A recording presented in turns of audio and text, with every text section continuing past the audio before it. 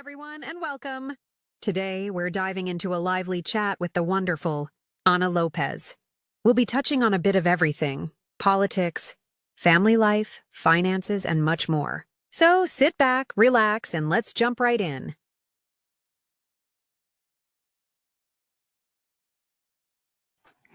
All right, good evening. How you guys doing? It's real nice to see you back again. I hope everybody enjoyed their Thanksgiving. I think it was pretty nice Thanksgiving. Hopefully for most people it was a pretty good Thanksgiving. As always, like to start the show off with being grateful for something. So again, let's get back to the Thanksgiving. Let's hope that everyone got an opportunity to see the people that they wanted to see. And please, when I talk about being grateful, look around you, look to your left and look to your right. Those people that you see, you got to kind of say, hey, I'm so glad to see you. Because honestly, one day they may not be around for you to say that. So give the flowers when the flowers are here. And this is what we mean when we say ashe. So again, this evening, I decided to bring back a young lady, or rather, she decided to come back. I don't think I had much of a choice in the matter. I'm just waiting for her to come to the door. So whenever she gets to the door, I guess she'll ring the bell. Oh, there she go, ringing the bell. You gotta ring the bell. Okay, hang on a second, young lady. I got you. Hey, there you go. How you doing? I'm doing okay. I'm so sorry Look for like you coming were trying to late. hang out on that bell for a minute or two. What's up with that? I'm sorry for coming late. I had to really rush down here, but I thank you so much for still having me. All right. Well, just to let everybody know, this is Anna Lopez, and Anna Lopez hangs out in the Pocono Mountains. But I sounds like I got an echo somewhere, so something's on, like somebody's cell phone or something's on. Oh, hey, there you go. Now we got the voice down. I was Now rushing. we I was got our rushing. sound Sorry. down. Okay, so all you guys that are tuning in, we really appreciate you guys tuning in. I mean, it's really a tremendous thing. So when you do tune in, don't forget to hit the like and subscribe. We are very much a non-profit station, so we can do all that we can to stay alive. You know, right now we come out of our pockets to make sure we get this information to you, but we're here to make sure that we get you the information that you need. We talk about taxes, we talk about politics. We have a mental health Mondays with Hope, and she'll be on right as soon as this show is over with.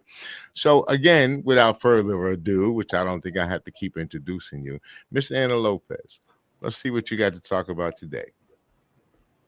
Thanks, and I today I wanted to talk to everyone about. I was out just in so many different meetings this week, and I think what touched me the most was when I heard a story from a woman that she told me that uh, like she felt so bad because the value of her house is going down because she got warehouses being built next to her, and she just kept on, and I was like crying with her because I could feel her pain and what she's going through because it's a legacy she wants to leave for her, for her family, and she worked so hard to attain that ownership of the home, and then just for her neighbors to have um, ownership of the next lot, and then they decide to sell to a developer, and then their house value goes down. So I started to do a lot of research, and I came up with an act that I think really covers a lot. I call it the Homeowner Protection, Community Zoning Integrity, and Environmental Enforcement Act, which I definitely got to work on the title to make it a little bit more. But it's really, I'm super detailed person, so it definitely covers everything that we're talking about in our conversations during the week. First, I want to talk about a little bit about background about this, and then actually the act, because the purpose of this is to protect the homeowners uh, for clean water and our community health in Monroe County and across Pennsylvania by reforming zoning processes, strengthening environmental enforcement, and defining home values, defending the home values from our warehouse overdevelopment, because it's not just happening in Monroe. Here are some projects that in my research I found that Monroe County has. Like the first one is in Pocono Township. I found with Core 5. It's a Warner Road warehouse of 702,000 square feet. I got that right. The location is along Warner Road near Stanton Road in Pocono Township. The size that I I'm just mentioned, sorry. Let me just make got sure I got that it. correctly. You said, Got it. I just want to make sure Sorry. I heard you correctly. Did you said Um, 7,000 square feet? I can't hear you. Why, for whatever reason, I can't hear you. You can't hear me? You can hear me? I can hear you. I can hear you loud and clear. I don't know if you can hear Okay, me let though. me see my, I'm having a little bit difficulty with my sound. Let me take this off. Maybe I could hear you better. Well, at the moment, Anna's trying to get she's having a little technical difficulty, so please bear with us. There you go. And just, Sorry. there you Sorry. go. Can you hear me? I'm so sorry. All right, can Yeah, I you hear can me hear you now? now. Sorry. Okay, that's great. Yeah, I So can hear you. I just wanted to get back. What was that about the 7,000 square feet? Yeah, it's 700. It's Okay. 702,000 square feet warehouse. That's going up in Pocono Township. Okay. And it's by Core 5. It's a Warner Road warehouse. And that's including the truck docks, the trailer parking, the car lots, and stormwater basins. So this is how much land they're covering to build, and that's happening in the township, like I said. Now the status, I do have a status of it because DEP did issue an NPDS stormwater permit in early 2025. So the residents in Penn Future have appealed the permit, and they're citing that there's flooding runoff and environmental impacts. And then you have the local people, they're talking about roads that they're already flooding, and residents fear more closures and property damage, it's going to happen on their roads because they're building on so much land. And the residents don't feel like the plans are well enough to protect their way of living because the water is so much. Well, let me ask you the building that they plan on building are they plan on backfilling wetlands and so forth and building on that? Yeah, mostly everything that gets built in Pennsylvania, in my research, I found it's always closer to water and to highway junctions. So it adds a lot to congestion and our water problems. Absolutely, and it's not only here. That's like here is more so of what I looked at, and also I have projects that I looked at all over Pennsylvania because it's not unique just to Monroe County, but we're the biggest boom right now in Pennsylvania is here. Because gradually from, I believe what was it, in 2020 till now, and looking back, it grew over 30%. They Uh, say you're scaring me. So I got a water well. Is it safe for me to, drink my water, take a shower?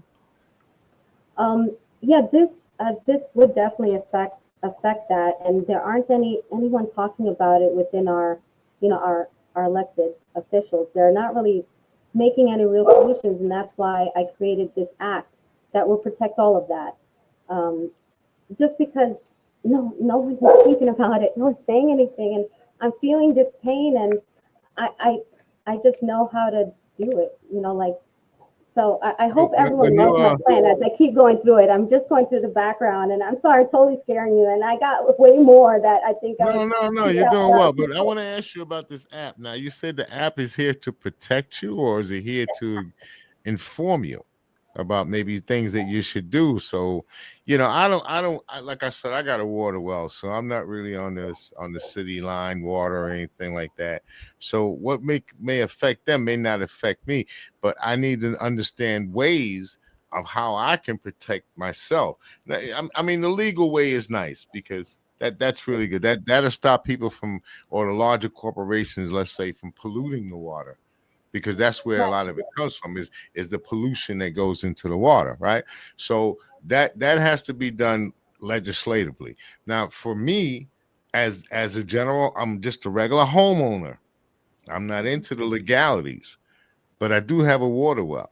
So what do you suggest I do in order to keep myself safe? I mean, the app is great, but on the app, I'm hoping that it has the information to tell me as a regular basic homeowner. I'm nobody special. I don't live in the city.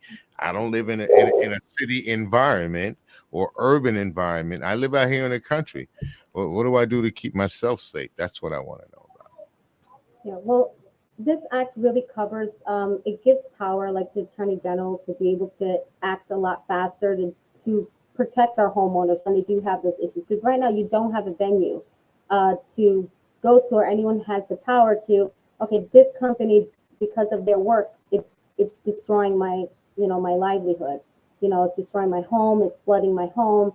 The only recourse, yes, is like you're saying, oh, sue them. Now that takes time out of your life. It takes money out of your pocket so that you can rectify something. So this act is going to help relieve that from you to now get the government to help us because the government is us, right? So we need to think of these ideas so that we could give powers and directions to our public administrators to be able to act on our behalf to alleviate that stress and that burden upon us.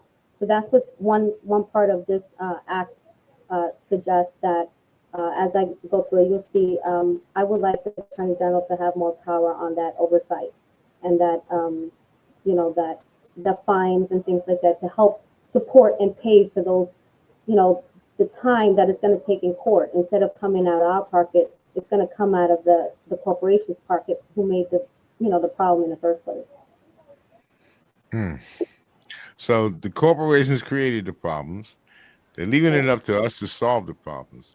Now, you say you want to do it legislatively. So how would you do that? What steps do you take? Because in order to do it like the way you want to do it, it seems that you would have to be in politics. You'd have to be in a position as to where you have a say so. Like something that you want to do. You got to go to Harrisburg to get that done. The Yes, type absolutely. And I can only do legislation. that if Coolbag and only if Monroe County would come together and vote for me to become a key representative. So I can have the power to take this act and file it. And then when I file it, it only takes one person to file. I don't need anybody else to agree with my idea. Not yet. But at least to file it so that it could go to a committee for discussion and continue on so that, I don't think this is going to be easy to get into law. I think we're going to have to do rallies all across Pennsylvania when it comes to this act, because this is something that not these corporations, we want them to pay. We want them to be responsible. That doesn't come without, action. So I cannot do this alone, and I absolutely have no power at this time. The only power I can get is if people will give it to me, and I'm hoping that me sharing this idea, people would see that, hey, Anna got a great idea. Let's help her because I cannot do this by myself at all. This is just an idea on paper. I The only way I could get it is if people would Well, come I don't know so together. much about being on paper. I mean, people like to drink clean water and they like to have clean air that they can breathe in. So, I mean, we're talking about not just something that's written on paper. We're also talking about our survival and No, survival. how we're gonna live. We don't want to turn into another cancer alley somewhere. But if we are gonna do this, you don't need a petition. You wouldn't need to petition it to get the backing of the people. Yes, first I would have to petition in February. So I'm going to start petitioning in February. February 1st to the 14th, most likely that date is not in print yet, but based on the primary, it has to be collected a certain time. So the estimated time is early February to collect petitions. I need about 400 signatures or more, because the challenge will come to those signatures. Because unfortunately here in Monroe County, um, officials love to challenge and say, oh, the suppression of a vote. This signature does not match original signature card. This person didn't write the address too clearly. So there's voter suppression out here. It's really real. We're going to have to really take our time to write as neatly as we can in a tiny little line that doesn't really help a lot of seniors. So I'm going to have a mirror, kind of like a mirror where they can see the line a little bit more clearer, so they'll be able to sign more effectively, so their vote can count because they're petition. They're going to petition with their voting rights that they would like to see me on the ballot, so that people all together can vote for me if they want to. And yeah, Now, that is pretty tough. just right now in the particular atmosphere that we live in under this administration, um, clean act, the clean air and the clean water. I don't that may be something on the not at the top of the list for people. Right now, people are concerned with how much they're coming out of pocket when they go down to the grocery stores, and how much it's costing them for gasoline when they pull up to the pump. They're worried about what school their children are going to be able to go to, because we have a president who wants to do away with the entire education system. Not just fix it up, clean it up. He wants to do away with it permanently. Then you got the other issue, people that are seniors that have been paying taxes on their property for who knows how long. So as long as Mhm. you're still paying property taxes, then you're kind of paying rent to the government to live where you are. Like, you have the right to live there. But unfortunately, these people are elder and they're retired, and their income is not the same as it was when they were younger. So we just seem to be under this environment right now where they're not really taking care of the babies too tough, because they want to take away the different fundings from the SNAP programs and the different social programs that are here to help them. And they want to do away with the safety nets that are here to take care of the elderly. Me personally, I think if you reach a certain age, 65, let's get that a number, property taxes should be off the books for you. Just at that, you're a senior. You don't have any children in school anymore. At that particular time, you may have grandchildren or great grandchildren that are in school. How long are we supposed to continue as seniors to continue to pay for the education? And that comes out of our property taxes, part of that. You Yeah, see? and So especially those with those are Social the kind of Security, questions that I like if to you're on ask. a limited income, yeah, if you're on a limited income, definitely, and the ones who give you that income are the people who are currently working. So in order to get them to work, you want them to make good wages, right? So that they can fill that bucket of Social Security. Now, if you don't pay your taxes and don't invest in the children, how will they get the education they need to make the money that they should to help support you when you're older? So it's kind of like a cycle of, of renewing. So I feel a lot of us that who are on limited incomes, we wouldn't mind to give that dollar and that reinvestment in our economy as such, if we saw better results. And I definitely feel that, because in these warehouses, they're not giving us that they're building the wages that we need to fill that Social Security bucket. It's very low wages there, and most of them, if I even with more research, I could give you all that research that I went through. When it comes to that, because they don't have quality jobs, and they're taking away a lot from our environment. You have the trees that are going down with, your air, because you have just this here in Mount Pocono, like in Pocono Summit right here, the Uncommon Center is 1.2 million square feet. It was a former Mount Pocono golf course. It's roughly like, I think the address, it's in Pocono Summit, like in 940. The project there, what's it? It's a center development by New Land Capital Group. So you have New Land Capital Group. The site was purchased in 2022, and the construction completed and nearing completion by 2024. I think it's already been in Mount Pocono Commerce Center. That's right there. I think that's the address of it. And the residents and environment opposed to rezoning of the scale, because the scale of the facility, the siting of the green space, I mean, it's atrocious. They have water. I mean, just this first winter when it was there, you had snow that just went all throughout the streets. Ice that was never, ever a problem in that area became a problem. And the township can do all that it can. It needs help. The state has to help the township, because we can do but much, right? You're paying more taxes. You're renting out your house, to the government, as you say. Well, we need to give them some help so it doesn't give us much higher taxes, because now all they're going to do is charge you more to clear the ice. So we need a solution here. We need a solution, and that's where, and we're not alone. To kind of Township also has another one with 600 square feet, and Lackawanna, going to Lackawanna, you have Archibald and Mayfield and Jessup, uh, Blakely. I mean, they have Century Development warehouses over there, the former coal mine land that's spanning Mayfield and Mhm. Archibald boroughs. They have two large-scale manufacturing warehouses building on 230 acres. 230 acres. And I think I remember seeing something about. We're going to take a break in a second, but this is what I like to say. I see that you have a litany of information. You have a Okay. you are filled with information, but um, I don't want school to get in the way of education. In other words, So what I mean by that is we do have some people that are working very hard for us and throughout Monroe County that are there in Harrisburg that are writing bills and pushing bills, and they're trying to do a whole lot of things, and they're good people. You know, you got people like Tara Probst, she's up there, and a couple other people. They're up there and they're fighting every day. So you as a candidate, and you can answer this question when we come back. So you as a candidate, what do you think that you are going to contribute? What problems do you think that we have now that you're going to be able to solve, and how are you going to be able to solve them? But we'll answer that on the other side. We'll take a little 30-second break, and because you know we got to pay the bills. So you know, sponsorships is hard to get, so I got to take them where I can get them.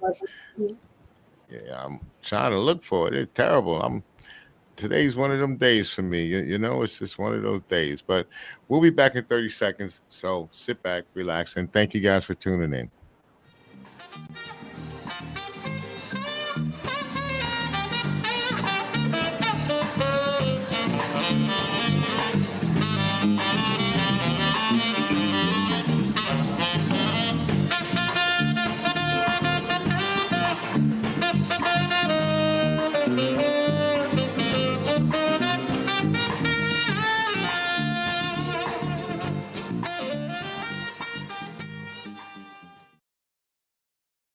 Hey, we're back. You know, IQ Lounge. They're actually a pretty good lounge, and my man Q, his name is Cubanus. He's the coolest brother you want to meet. And when you go down there, you can check out some comedy clubs. He has some really funny people that are coming there, like Sean Harvey, and he always has good entertainment there. He plays the what do you call it, the spades. So if you guys are into spades and you like spades, you want to get into the tournament, he's right there banging for you, always ready to chop it up, and he's a great guy. So, Ann, I'm going to come back to you. If you remember the question that we threw towards you, it's pretty much asking you, you're in a position or you're looking to be in a position. What do you plan on doing it, and how do you plan on making it happen? Yes, I'm looking into being key representative of the 115th district, and how I'm going to start doing that is one, being on your show. Thank you. Just spreading my ideas. I have lots and lots of concerns, and I have about 15 policies that I'm working on just currently, just to give my ideas of every type of subject, like being on as a PA representative. I mean, right now, I think there's a bill, House Bill 1825, that deals with, I think it's like, it's a policy where people get fired for discrimination, harassment, retaliation, and in hostile work environments that end up like, you know, it's a bill out there, and I think what's missing in that bill and what I can add to it is an unemployment protection to that bill, because as it does help, it's a really, really good bill, and I think a lot of people, we could talk about the bill too on another show, but this bill is really awesome for that discrimination when you're fired, you know, because of discrimination, but it leaves out that period of what happens when you do get fired. It details what the workplace discrimination, harassment, retaliation. The workers often get wrongly terminated. They're denied or delayed unemployment benefits. Meanwhile, they cannot work because they're fighting an active discrimination claim. Then this creates economic harm for them. And see, I would propose that unemployment protections, and that's something that, as a representative, in I would be able to participate and add that onto their bills. I have really good ideas that can really contribute to a lot of good that is happening in Pennsylvania, because we are doing things that we have never done before. There are representatives like Tara Process doing wonderful, wonderful work, and I I could just add to it. And it's a very important ad, right? Our unemployment um, system and how we get any type of financial support is in dire need of change. And that can help that, especially in this bill that they're working on currently with discrimination. Because what happens to people when they're discriminated and wrongfully fired?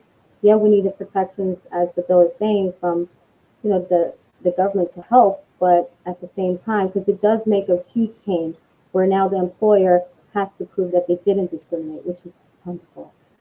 Really, really great, because The burden now is shift. It's not on me having to prove that they did something wrong. They have to prove that they didn't do anything wrong.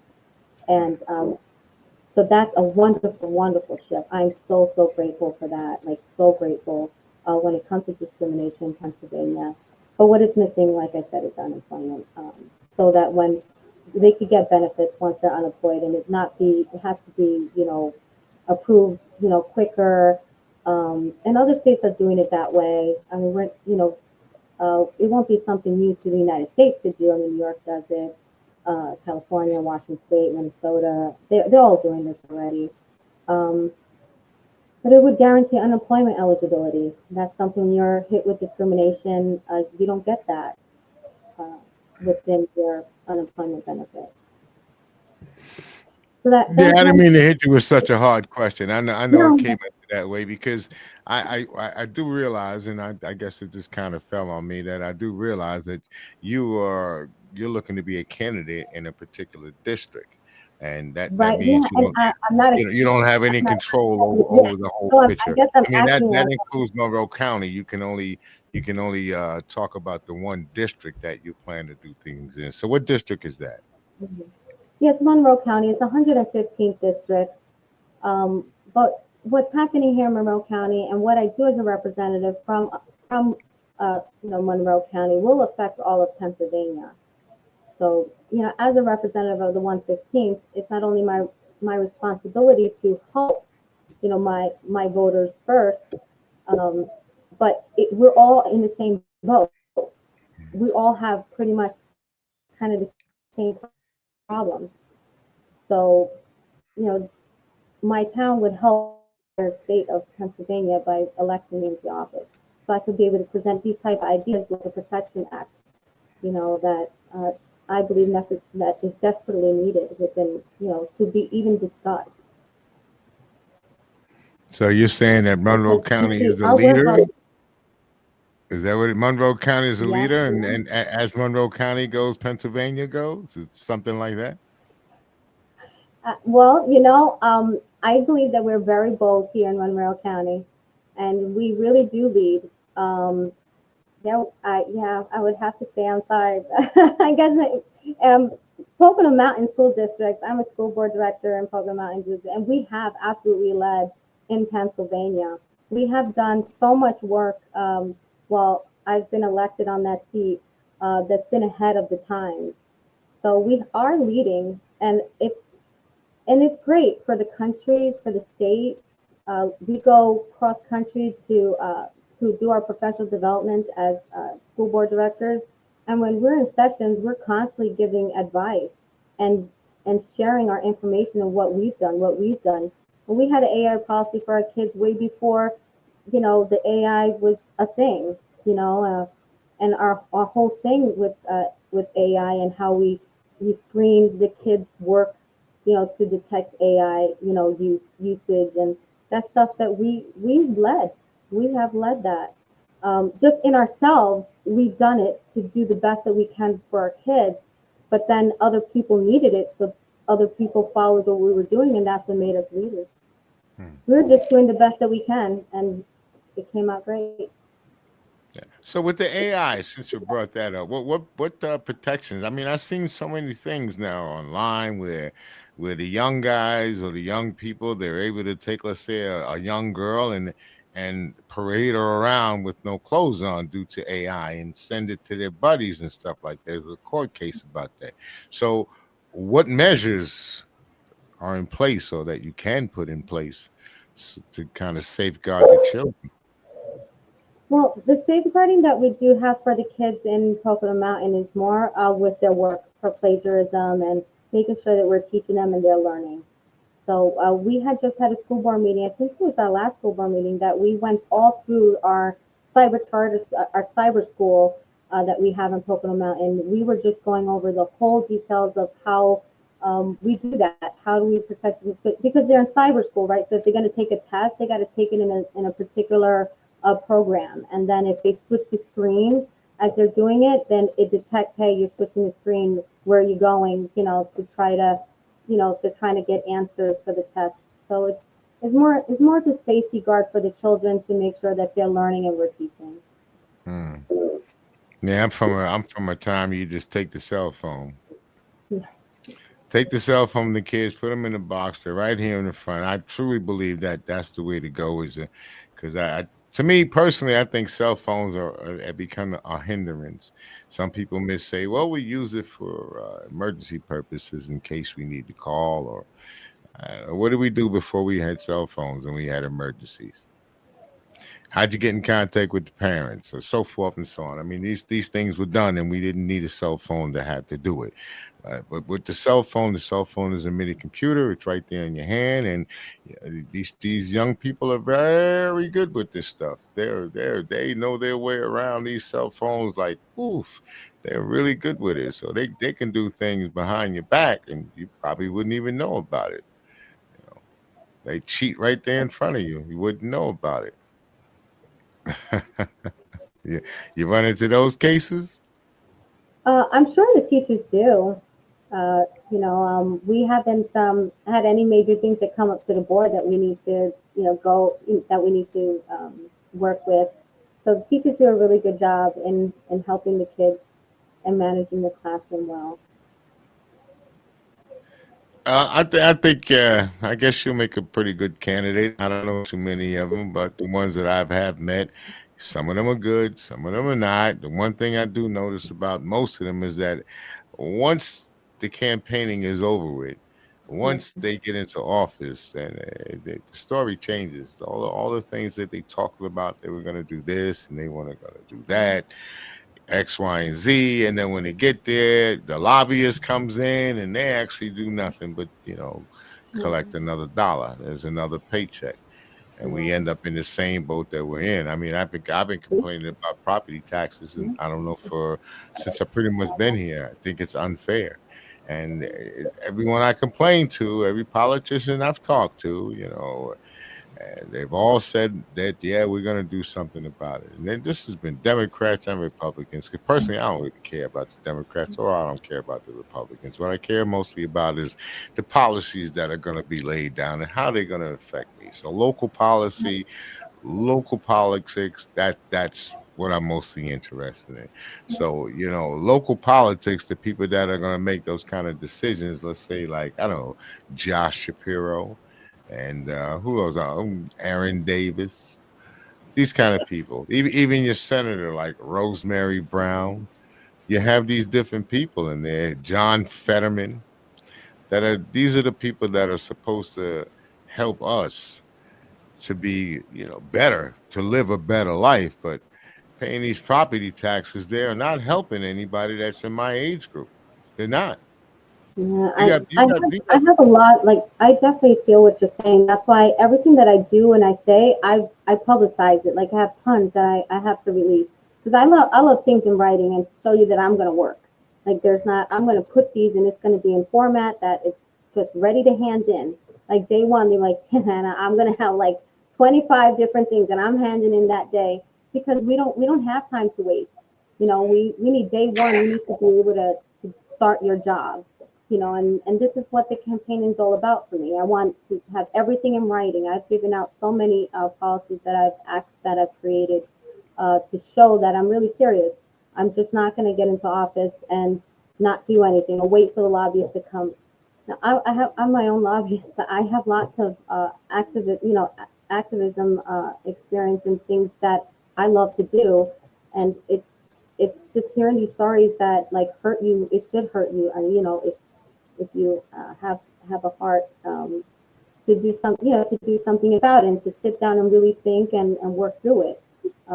I just think because of my experience that I'm a great researcher and I'm great at looking out the box and creating a solution that will help everyone. Like you said, it doesn't matter if they're Republican, independent, working families, it's going to help everyone. Like there's this thing for I think the aging committee. They were talking about a grandparent act to help grandparents, like a one-time payment that if they have a, a, a child that has some opioid like issue, that they would grant them like a little stipend, out of this fund. That's a great start. But I think it should go further. I think that there should be a grandparent help when you have, grandchildren that you adopt. They stop supporting you. They'll give you a little bit of, help while you're fostering them, but then you adopt them and all the help goes away. I think that's wrong. I mean, it's an extra burden, and we should help the grandparent. I mean, the Again, grandparent. like I said, we live in a society, I have a whole and policy about it. well, it's just not under this administration, but we happen to live truly in a society that really don't give a damn about the elderly, and they care less about the youth, because the things look, they're willing to give big time tax breaks to people who don't need it, and the people that don't need it take it from the people that do need it. That's the type of society that we live in. I mean, that's the honest truth. Yeah, This is where we that's a live at. society that we let to be created. If we actually vote like we're doing now, and we continue this trend of voting, getting to know people who want to be representing them and voting for them, and getting to a demand of what's your ideas? Let me see it in writing. Let me, I want to, get to know you. And then representatives who want, like me, that I want to become a representative, well, I'm going to go meet you. I'll be at the supermarket, every Thursday. Let's talk. Maybe next time, the next show, I'll be at the supermarket and see who would stop and talk with me, and reach out to them. So they're not coming to me. It's my responsibility to go out and talk to them, Mhm. you know. So maybe Yeah, our I next asked show that will be question of a about. politician one time. I put that question to a politician one time, was if your constituents, or the people that you feel that there should be your constituents, the people that are in your district, if they don't know you, whose fault is that? Theirs or that or yours?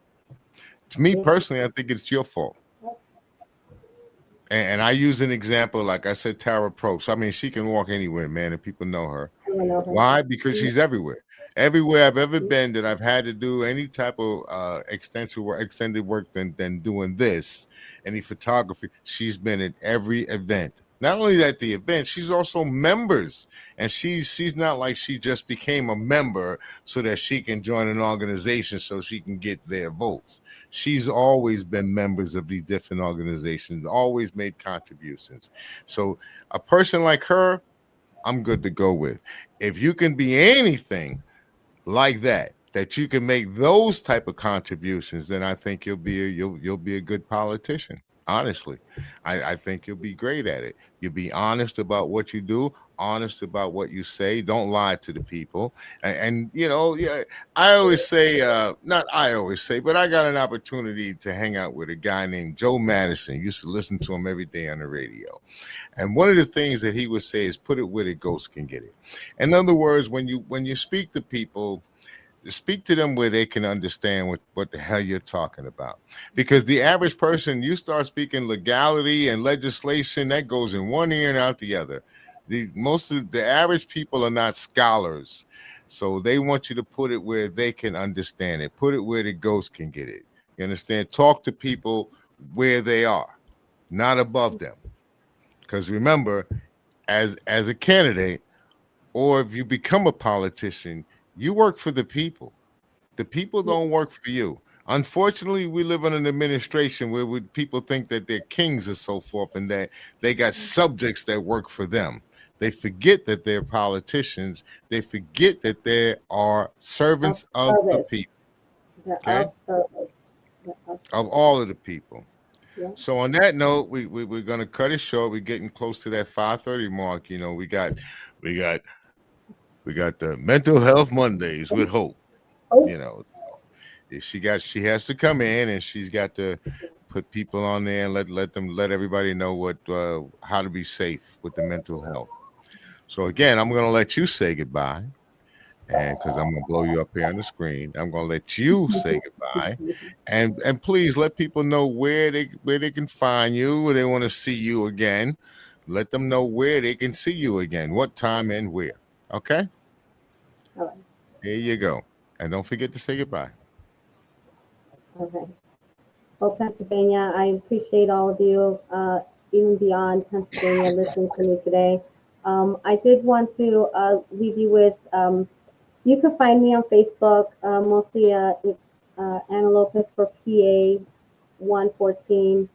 at Facebook. I will be posting all my legislation there, all my ideas that I have in writing that would be ready to go. I will also post when I'm out collecting petitions and when our primary is going to be and where I'm at. I'm here, on the Empowerment Network, and I'm here Mondays at 4 o'clock, of course, to talk to you and bring to you all the different things of what's happened in the week. There's a different story that I would go through every week because I'm out and about with talking to people every day, and a lot of what they say touched me, and I've been working on it for some years. I'm in Pocono Mountain School District. Been elected official for 4 years. It's my second term now, a fifth year going, and I'm very grateful for all my supporters. I really am. I've seen the value that I bring to my district and to our children in all these years. I guess I'll leave you with like and subscribe so you can get notifications of when I'm actually live on the show. And I thank you again for meeting with me on Mondays. You have a wonderful day, and we'll see you next week.